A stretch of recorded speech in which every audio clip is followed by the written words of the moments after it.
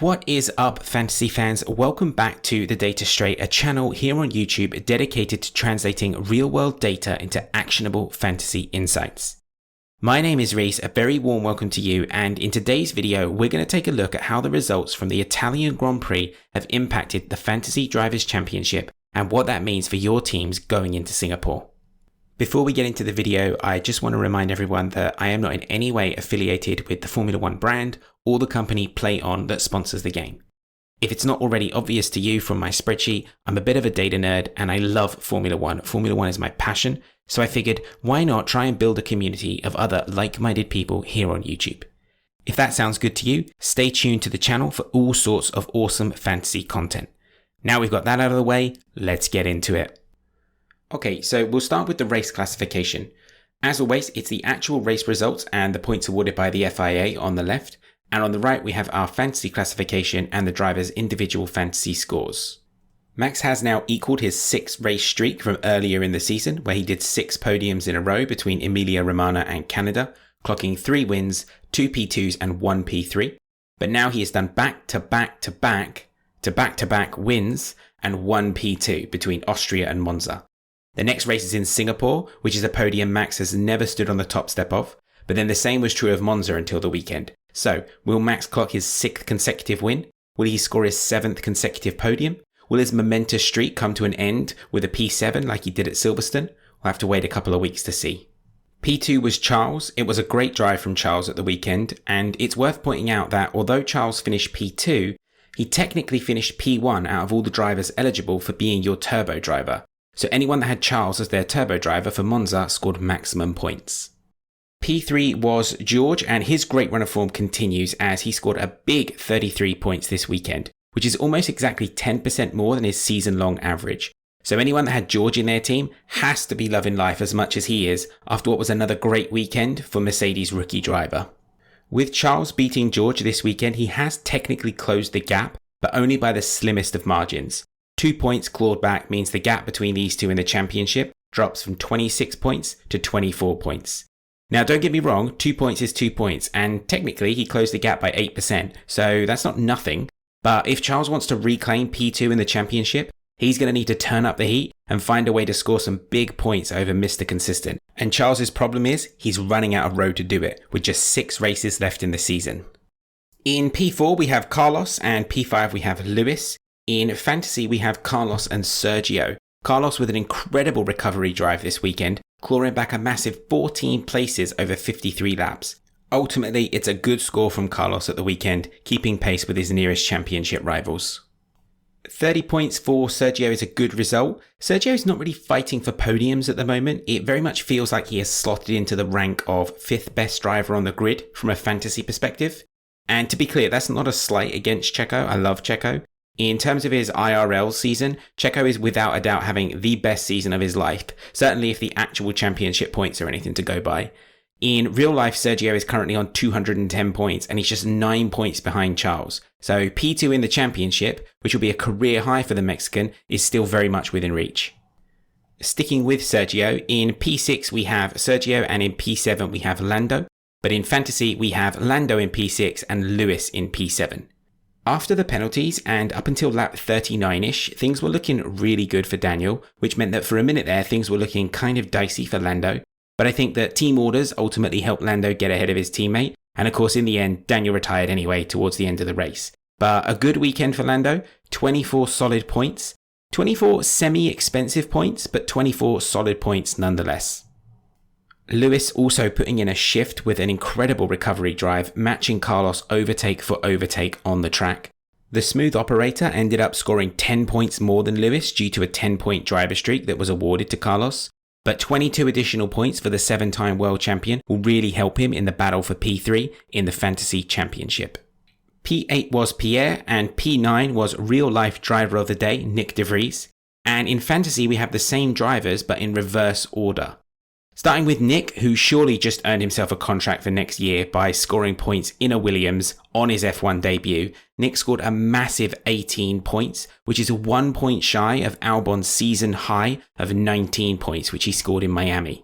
This week, these points belong to Nick de Vries, but assuming Alex is back in the cockpit for Singapore, these points will ultimately transfer back to Albon.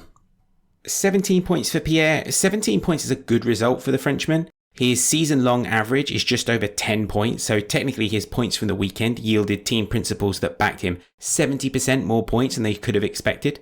But the thing is, Pierre was one of the drivers to have last year, and this year things have just not quite worked out for him, and it looks like the move to Alpine might be off the table now, which is a real shame, because I think when Pierre drives like he did at Monza, it shows he deserves more than AlphaTauri can offer him. P10 was Zhou and P11 was Esteban. And in fantasy, we have Mick in P10 and Zhou in P11. Mick did well. He scored 15 points, which is a big score for the Haas driver. And we'll jump into the points per pound rankings a bit later to see how this affects the championship. But Guan Yu Zhou now beating his teammate Valtteri Bottas for the 4th race in a row. Zhou now really making big strides in closing that teammate gap week after week. In the actual race classification, P12 we have Mick and P13 we have Valtteri. And in fantasy, we have K-Mag and Esteban.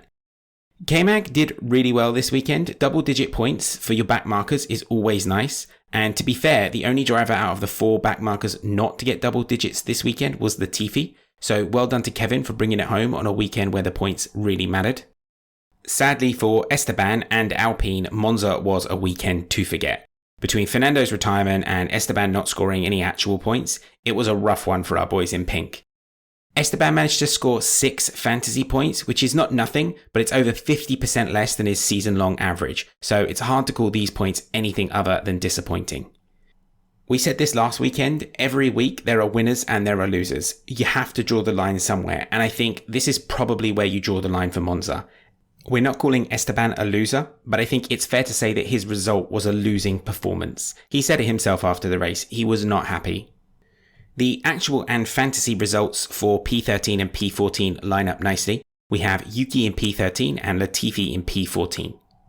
Yuki not really showing any signs of life at the moment. His 5 points in Monza not really helping lift him off the bottom of the table, especially when you see the next nearest driver, Guan Yu Zhou, scored 15 points.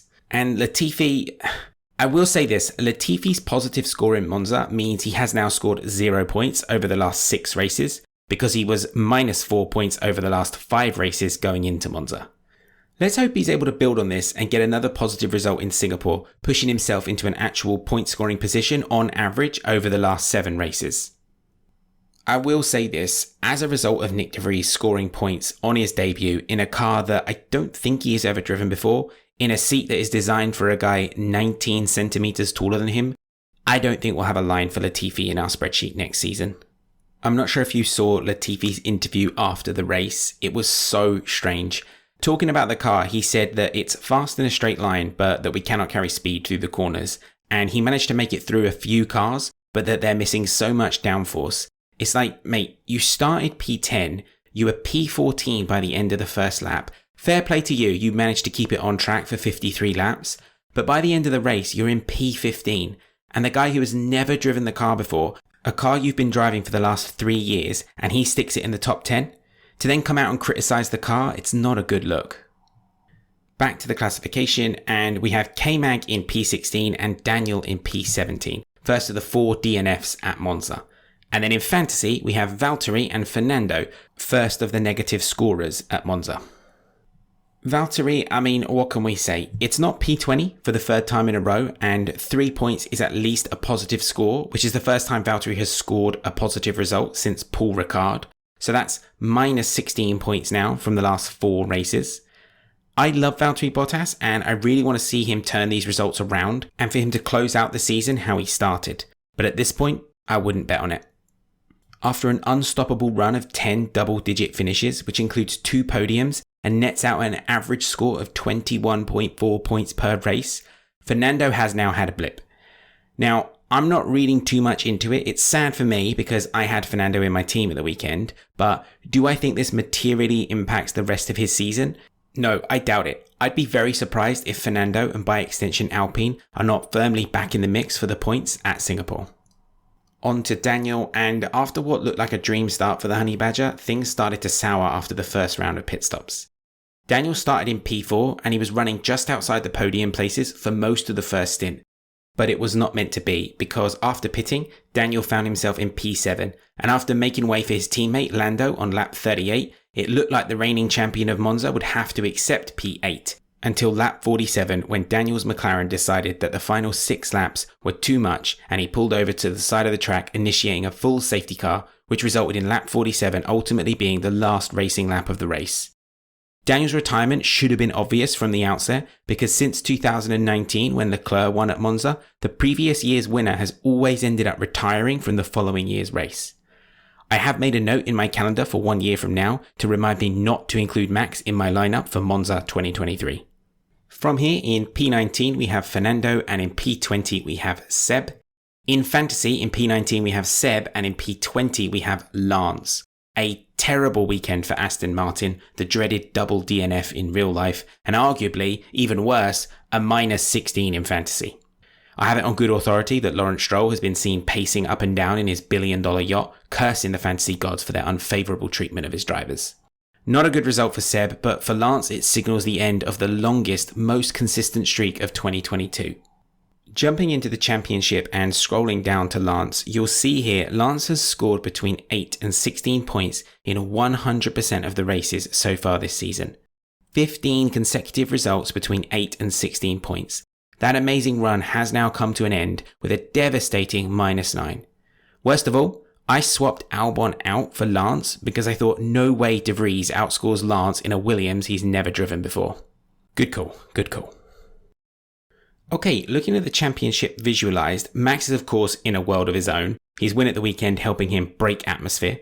One thing to note, I was comparing Max's 2 runs this year, and Max scored 289 points in his first streak and 301 points in his second streak. And if you compare his average starting position across both streaks, no matter how much of a Max Verstappen hater you are, you have to concede Max Verstappen is the king of recovery drives. Max's average starting position on his first run, where he scored 289 points, was 2.3. Max's average starting position when he scored 301 points was 5.8. If there is any doubt in your mind as to who the king of fantasy 2022 is going to be, I'd say look no further than the man currently sitting in P1 with a 175 point gap to his nearest rival. Being declared a mathematical champion is not as simple in fantasy as it is in real life, because drivers can score minus points and there's not a defined number of points up for grabs each week. But with just 6 races remaining, the only person who looks like they could catch Max is George. And if you multiply George's season-long average by 6, you get 181. Max has a 175 point lead over George. So depending on the result in Singapore, I think we'll be very close to declaring Max the 2022 Fantasy World Champion. Talking about George now has a 60 point lead over Sergio in P4, and I can't see Sergio recovering that gap, especially when you consider how consistent George is. So I think the battle for P2 really is now between Charles and George. One thing to point out, George is actually the only driver in the top 6 not to win one single race this year, and yet somehow he is sitting pretty comfortably in P2. If we look at the scores, it is still possible that there will be a surprise. Maybe Sergio will come back into his own in the final races, but I think Max is way out in front. George and Charles are now locked in battling for P2, and I think Lewis and Sergio are now really fighting for P4.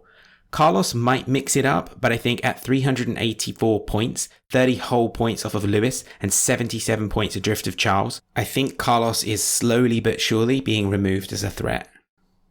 Further down the chart, Alpine's poor luck has given Lando a boost, as now going into Singapore he has a 37 point lead over Esteban and a 57 point lead over Fernando. Seb has also taken a bit of a dive and probably would have dropped out of the top 10 if it were not for Lance taking an even bigger dive. I don't want to sound like I'm not still really excited about how this will finish. I can't wait to see if Fernando manages to flip Esteban, or will Carlos turn up the heat and give us a showdown in the final 6 races? Is there anything Charles can do to close the gap on Mr. Consistent? There's still a lot we want to see, but also, at this point, what's extremely unlikely is us seeing some sort of meteoric rise and Sergio suddenly fighting for P2 in the Fantasy Championship, the same way he is in the actual championship. Jumping into the teammate point deltas, I think the 2 main things to call out here are Fernando not closing the gap this week on Esteban with his -4. So this gap, which was just 10 points going into Monza, has now doubled to 20 points going into Singapore.